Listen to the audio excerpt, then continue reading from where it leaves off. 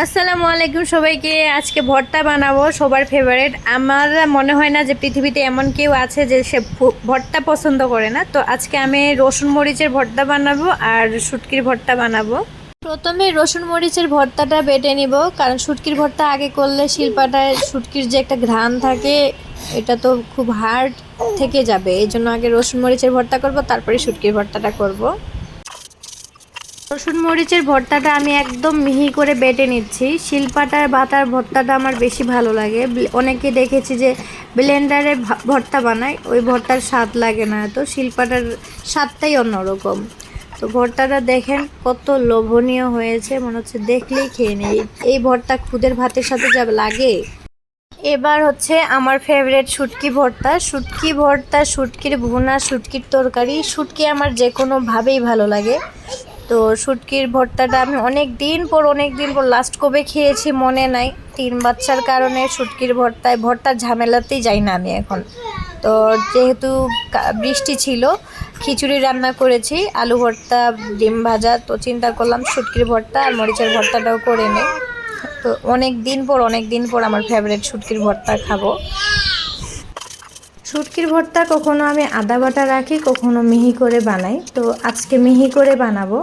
আদা বাটাটাও অনেক ভালো লাগে খেতে, কাঁচা পেঁয়াজ দিয়ে মেখে নিই বাটার শেষে। আর এটা আজকে মিহি বানাবো, কোনো পেঁয়াজ দিব না, কাঁচা পেঁয়াজ রসুন আগে ভেজে নিয়েছি আমি। দেখেছেন কত লোভনীয় হয়েছে, খেতেও অনেক মজাদার হয়েছে। তারপর এইখানে বানিয়ে নিব আমাদের জাতীয় ভর্তা, কমন ভর্তা, যেটা আলু ভর্তা।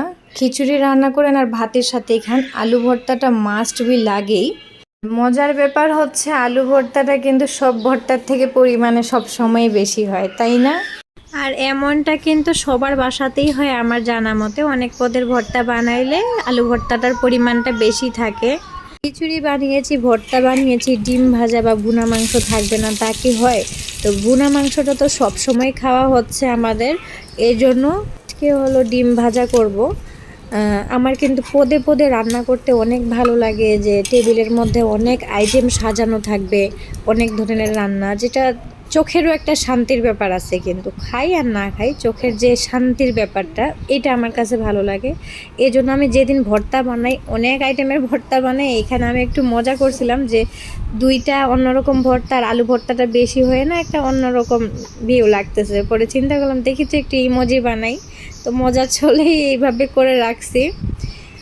আর এই যে খিচুড়িটা তো আমি আগেই রান্না করে রেখেছিলাম, কত সুন্দর হয়েছে। আজকের এই হলো আমার আয়োজন। খেতেও অনেক মজার হয়েছে, দেখতেও ভালো লাগে, পদে পদে রান্না। তো আপনাদের কাছে আমার ভিডিওটি আজকের কেমন লাগলো অবশ্যই লাইক কমেন্ট করে জানাবেন, আর একটু শেয়ার করে দিবেন পারলে আমার ভিডিওগুলো, যাতে আরও মানুষের কাছে